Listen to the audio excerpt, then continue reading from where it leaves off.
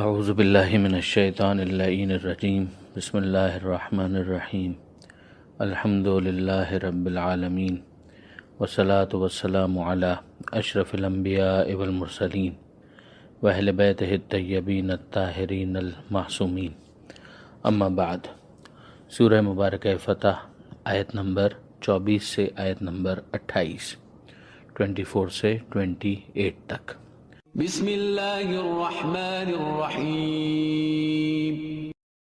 وهو الذي كف أيديهم عنكم وأيديكم عنهم ببطن مكة من بعد أن أظفركم عليهم وكان الله بما تعملون بصيرا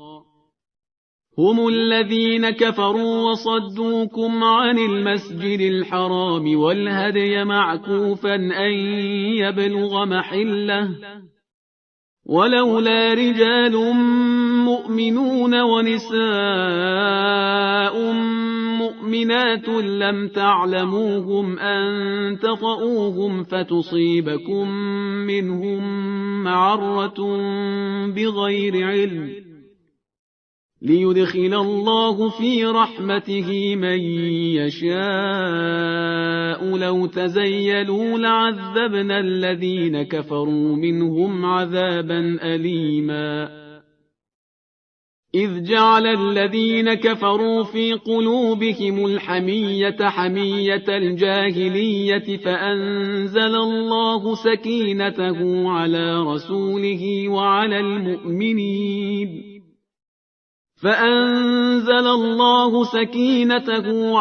رسوله وعلى المؤمنين وألزمهم كلمة التقوى وكانوا أحق بها وأهلها وكان الله بكل شيء عليما لقد صدق الله رسوله الرؤيا بالحق لتدخلن المسجد الحرام إن شاء الله آمنين محلقين رؤوسكم ومقصرين لا تخافون فعلم ما لم تعلموا فجعل من دون ذلك فتحا قريبا هو الذي أرسل رسوله بالهدى ودين الحق ليظهره على الدين كله وكفى بالله شهيدا۔ ارشاد پروردگار ہوتا ہے وَهُوَ الَّذِي كَفَّ أَيْدِيَهُمْ عَنْكُمْ، اور وہی خدا وہ ہے جس نے ان کے ہاتھوں کو روک دیا تم سے، وَأَيْدِيَكُمْ عَنْهُمْ، اور تمہارے ہاتھوں کو ان سے، ببطن مکہ، مکہ کے علاقے میں، من بعد ان اسفرکم علیہم، بعد اس کے کہ ان کے مقابلے میں اس نے تمہیں پورا دسترس عطا کر دیا تھا، وکان اللہ بما تعملون بصیرا، اور اللہ اس کا جو تم کرتے ہو دیکھنے والا ہے، یعنی تمہارے اعمال خدا سے چھپے ہوئے نہیں ہیں۔ اب اس آیت میں ایک مرتبہ پھر صلح حدیبیہ کے موقع پر جو جنگ نہیں ہوئی اس کی طرف پروردگار عالم نے متوجہ کیا ہے کہ ایک تو یہ آپشن ہو سکتا تھا کہ جنگ ہو جاتی، اور دوسرا یہ تھا کہ جنگ کو کسی طریقے سے ٹالا جاتا۔ تو جنگ کو ٹالا گیا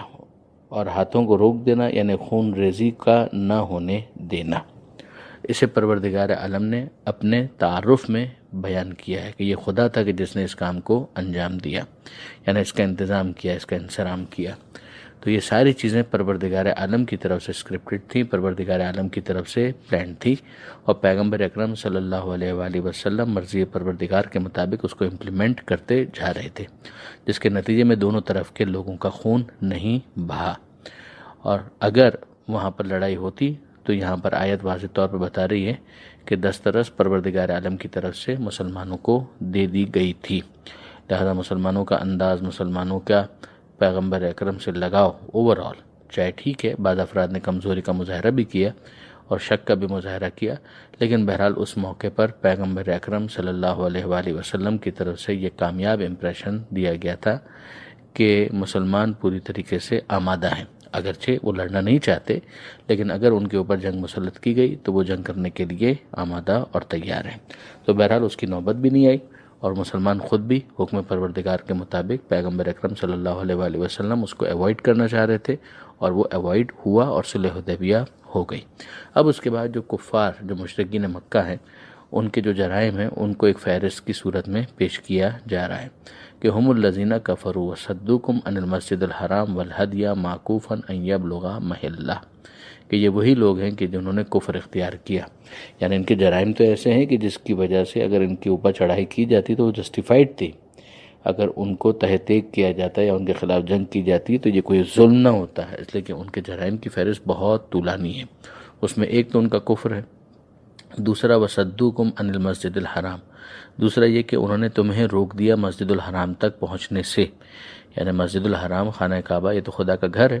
وہاں تک آنے کے لیے ہر ایک کو اجازت ہونی چاہیے تھی، کسی کے اوپر پابندی نہیں ہونی چاہیے تھی۔ والہدی معکوفا ان یبلغ محلہ، اور اسی طریقے سے جو قربانی کے جانور وہ لے کر آئے تھے ان کو بھی اس جگہ پر کہ جہاں قربان ہونا چاہیے تھا حرم کے اندر، اس کو قربان نہیں ہونے دیا گیا۔ تو یہ تمام تر جو پابندیاں ان کی طرف سے لگائی گئی تھیں یہ کافی ہیں کہ ان کے خلاف قتال کیا جائے، ان کے خلاف میدان میں آیا جائے۔ لیکن اب کیا وجہ ہوئی؟ تو ایک مصلحت یہاں پر بتائی جا رہی ہے، پیچھے بھی ایک چیز سمجھا دی گئی کہ پروردگار عالم کی مصلحت یہ تھی کہ وہاں پر خون ریزی نہ ہو، تو ایک تو مصلحت پروردگار کا ہونا خود ایک بہت بڑی حکمت ہے، مگر اب اس کے اندر سے کچھ چیزوں کو ایلوبریٹ کیا جا رہا ہے۔ نمبر ایک، ولولا رجال مؤمنون ونساء مؤمنات، کہ اگر نہ ہوتے مومن مرد اور مومن عورتیں، لم تعلموہم، کہ جن کو تم نہیں جانتے، ان تطؤوہم، کہ تمہاری ہاتھوں وہ پامال ہو جاتے، فتصیبکم منہم معرہ، اور اس کا پھر گناہ اور اس کا الزام بغیر علم، بغیر جانے بوجھے تمہارے اوپر آ جاتا۔ یعنی ہونا یہ تھا کہ بہت سارے ابھی بھی مسلمان وہاں پر موجود تھے کہ جنہوں نے ہجرت نہیں کی تھی، ایسے افراد بھی تھے کہ جن کے لیے بعد میں امکان تھا کہ وہ لوگ غور و فکر کر کے مسلمان ہو جائیں گے، یعنی ابھی وہ مشرک ہیں مگر بعد میں مسلمان ہو جائیں گے، اس بات کا امکان تھا۔ تو مومن مردوں میں بھی ایسے پائے جاتے تھے، مومن عورتیں بھی ایسی ہی پائی جاتی تھی۔ کچھ وہ تھے کہ جنہوں نے اپنے اسلام کو چھپایا ہوا تھا اور وہ انہی کے درمیان رہ رہے تھے اور ہجرت نہیں کی تھی۔ کچھ وہ تھے کہ جن کا بعد میں اسلام لے آنے کا امکان تھا۔ اب اگر اس موقع پر ان کے اوپر چڑھائی کر دی جاتی تو یہ بیچارے بھی پسے جاتے اور یہ بھی پامال ہو جاتے، اور مسلمانوں کو اس بات کا علم بھی نہ ہوتا۔ لیدخل اللہ فی رحمتہ من یشاء، اور یہ اس لیے کہ اللہ چاہتا ہے کہ اپنی رحمت میں داخل کرے جسے چاہے، یعنی یہ پروردگار عالم کی طرف سے ایک رحمت خاص ہوتی، اور پروردگار عالم اگر کسی کو اپنی رحمت میں داخل کرنا چاہتا ہے تو ظاہر ہے اس کے لیے کچھ نہ کچھ انتظام کرتا ہے۔ تو وہ انتظام، وہ توفیق پروردگار عالم کی طرف سے گویا یہ تھی کہ اس موقع پر مکہ پر حملہ نہ کیا جائے اور موقع دیا جائے ان لوگوں کو کہ جو ابھی اسلام قبول کرنے والے ہیں کہ وہ رحمت پروردگار میں شامل ہو جائیں۔ لو تزیلوا، اگر وہ الگ ہو جاتے، لعذبنا الذین کفروا منہم عذابا علیما، تو یقیناً ہم عذاب کر دیتے ان لوگوں پر کہ جنہوں نے کفر اختیار کیا، ان میں سے عذابا علیما، اور دردناک عذاب ان کے اوپر آتا۔ یعنی وہ افراد کہ جو انہی کے درمیان ہیں، مسلمان ہیں، اور وہی جن کا بھی تذکرہ ہم نے کیا، وہ اگر اپنے آپ کو الگ کر لیتے، یعنی الگ کرنے میں کامیاب ہو چکے ہوتے، تو پھر اس موقع پر لڑائی کرنے میں کوئی حرج نہیں تھا، جبکہ سامنے سے لڑائی کے پورے آثار بھی نظر آ رہے تھے۔ ایک اور بات یہ کہی گئی کہ وہ الگ ہو جاتے، یعنی ان کی نسلوں میں سے وہ افراد کے جو بعد میں مسلمان آنے والے ہیں وہ اس وقت الگ ہو جاتے، یعنی جب تک وہ نسلیں ظاہر نہ ہو جائیں تب تک ان کے اوپر وہ والا عذاب نازل نہیں کیا جائے گا۔ لہٰذا پروردگار عالم کی مصلحت اس موقع پر ایک اور یہ بھی تھی کہ وہ جو ان کی نسلوں سے ظاہر ہونے والے مسلمان ہیں وہ بھی اس دنیا میں آ جائیں، پھر اس کے بعد ان کے اوپر عذاب کیا جائے، اور اگر ان کی زندگی پوری ہو جائے تو موت خود ان کے لیے ایک عذاب قرار پائے۔ اب اس کے بعد پروردگار عالم نے کفار اور مشرکین کے اس عمل کے اوپر ایک مرتبہ پھر تنقید کی ہے کہ انہوں نے ایسا کیوں کیا، یعنی یہ جو روک رہے تھے تو یہ کیوں روک رہے تھے، مسلمانوں کو کیوں نہیں جانے دیا ان لوگوں نے۔ اذ جعل الذین کفروا فی قلوبہم الحمیہ، کہ جب ان لوگوں نے جو کافر ہیں اپنے دلوں میں حمیت کا جذبہ پیدا کیا، یعنی وہ اس چیز کو اپنی شان کے خلاف سمجھ رہے تھے۔ حمیت الجاہلیہ، جاہلیت کے زمانے کی جو حمیت ہے وہ ان کے اندر موجود تھی، اور اسی جذبے کو انہوں نے اپنے دل کے اندر پیدا کیا کہ بھئی کیسے ہو سکتا ہے کہ وہ کہ جنہیں ایک طرح سے ہم نے مجبور کر کے مکہ سے بے دخل کر دیا، اب یہ لوگ یہاں پر آئیں، چاہے عبادت ہی کرنے کے لیے آئے ہیں، عبادت کریں اور ہم کھڑے دیکھتے رہیں، تو یہ تو ہماری شان کے خلاف ہے۔ تو اس چیز کو انہوں نے اپنی شان کا ایک مسئلہ، اپنے ایک اسٹیٹس کا مسئلہ، ایک ایگو کا ایشو بنا لیا، حمیت الجاہلیہ۔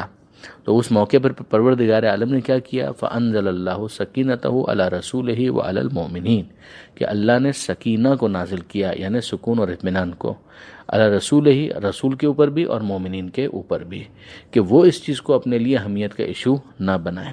یعنی پیغمبر اکرم صلی اللہ علیہ وآلہ وسلم جس موقع پر صلح حدیبیہ کو فائنل کر رہے تھے، وہ ڈیل سائن ہو رہی تھی، ایک پیس ٹریٹی سائن ہو رہی تھی، تو ظاہر ہے کہ ہم جانتے ہیں کہ بہت سارے افراد اس معیار کے اوپر باقی نہیں رہ پائے، بلکہ انہوں نے پیغمبر اکرم کے اوپر الزام تراشی شروع کر دی اور پیغمبر اکرم سے بڑے سخت سوالات کرنا شروع کر دیے، جس سے پتہ چلتا ہے کہ وہ اس سکون و اطمینان کی دولت سے محروم رہے، اور وہ ان مومنین کے اندر شامل نہیں تھے کہ جن کا یہاں پر ذکر ہو رہا ہے، مگر وہ افراد جو واقعاً مومنین تھے، خود اللہ کے رسول، انہوں نے اس کو پھر حمیت کا کوئی ایشو نہیں بنایا کہ ٹھیک ہے اگر مرضی پروردگار اس موقع پر یہ ہے کہ ہم صلح کریں اور اس صلح کے بعد واپس چلے جائیں، اگلے سال آ کر عمرہ کریں گے تو بھی کوئی حرج نہیں ہے۔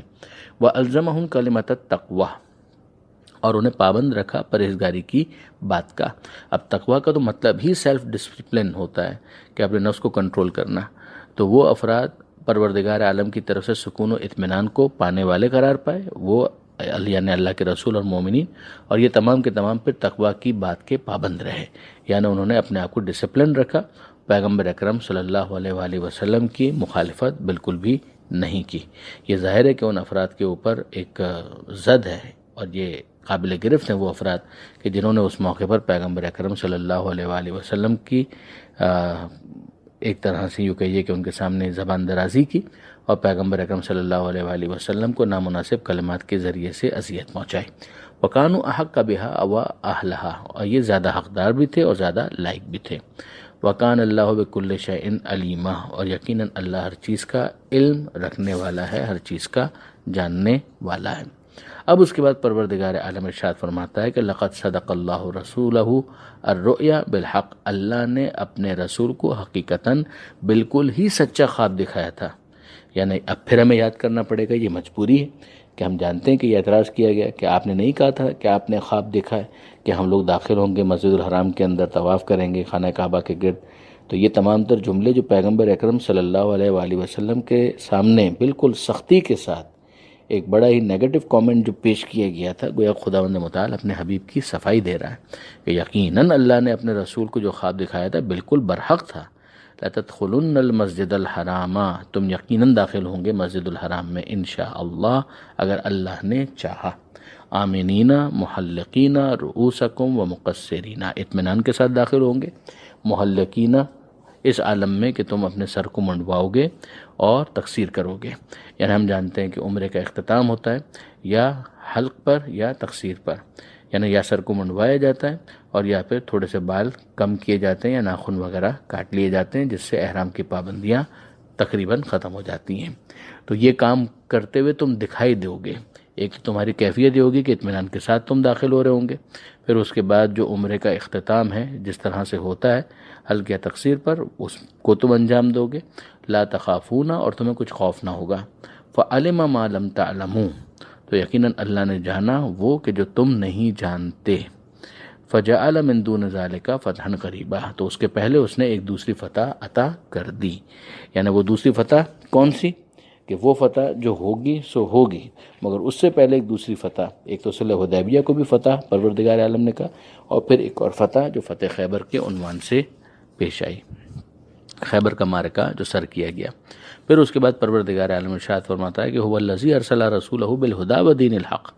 خدا وہی ہے کہ جس نے رسول کو، اپنے رسول کو بھیجا ہدایت اور دین حق کے ساتھ، لیظہرہ علی الدین کلہ، تاکہ وہ اسے غالب کر دے دیگر تمام ادیانوں پر، تمام دینوں پر، وکفی باللہ شہیدا، اور اللہ سے بڑھ کر کون گواہ ہوگا۔ یعنی یہ چیز بھی ہونی ہے۔ میں تو اس کو اس طریقے سے سمجھتا ہوں کہ جس طرح سے پیغمبر اکرم صلی اللہ علیہ وآلہ وسلم کے خواب کی تعبیر 1 سال کے بعد آئی، بہت سے افراد سمجھتے تھے کہ بس اب آیا ہی چاہتی ہے اور 1 سال کے بعد وہ تعبیر پوری ہوئی۔ اسی طریقے سے پروردگار عالم نے اس حقیقت کی طرف بھی متوجہ کیا کہ تمہیں تو ابھی فوراً یہ بھی نظر نہیں آ رہا کہ دین اسلام تمام ادیان کے اوپر غالب آ جائے، وہ کہاں تمہیں دکھ رہا ہے، لیکن نہیں، ایک وقت آئے گا کہ یہ بھی پورا ہو کر رہے گا۔ جس طرح سے خواب کی تعبیر 1 سال کے بعد سمجھ میں آ گئی، اسی طریقے سے وہ زمانہ آئے گا جب پیغمبر اکرم صلی اللہ علیہ وآلہ وسلم کے نام پر جس کا نام ہے یعنی محمد مہدی، اور جس کی کنیت پیغمبر اکرم کی کنیت ہے، اس کے ہاتھوں یہ دین اسلام پورے عالم پر، ادیان عالم پر غالب آ جائے گا، اور پروردگار عالم سے بڑھ کر کون اس بات کا گواہ ہوگا کہ یہ کام ہونا ہی ہے۔ یہ چیز پروردگار عالم نے گویا اس آیت کے اندر سمجھائی ہے۔ اب اس کے بعد وہ آخری بات جو آئے گی اگلی آیت میں اور اگلے صفحے پر آئے گی کہ وہ جو کہا گیا تھا کہ کیا اللہ کے رسول آپ نہیں ہیں، کہ آپ اللہ کے رسول نہیں ہیں، تو اسی سے پھر آغاز ہو رہا ہے کہ محمد الرسول اللہ، محمد اللہ کے رسول ہیں۔ یعنی گویا تمہاری ہمت کیسے ہوئی کہ تم نے اس بارے میں شک بھی کیا، محمد یقیناً اللہ کے رسول ہیں۔ اور پھر یہ سمجھایا گیا کہ جو محمد مصطفیٰ صلی اللہ علیہ وآلہ وسلم کے ساتھ ہیں ان کی کیا شان ہے، واقع ان کی کیا کیفیت ہے۔ تو ایسے ہوتے ہیں محمد مصطفیٰ صلی اللہ علیہ وآلہ وسلم کے جو واقعاً ساتھ ہوتے ہیں۔ صرف ساتھ ہونا فزیکلی وہ کافی نہیں ہے، پوری کمٹمنٹ کے ساتھ ساتھ ہونا کہ جس کے بعد کوئی شک نہ ہو، کوئی شبہ نہ ہو، واقعاً ایمان کا ایک بہت بڑا مرتبہ ہے۔ آیت نمبر 28 پر یہ صفحہ مکمل ہوا۔ پروردگار عالم سے دعا ہے قرآن پڑھنے، سمجھنے اور عمل کرنے کی توفیق عطا فرما، اور وارث قرآن امام زمانہ کے ظہور میں تعجیل فرما۔ وآخر دعوانا ان الحمد للہ رب العالمین، والسلام علیکم ورحمۃ اللہ وبرکاتہ۔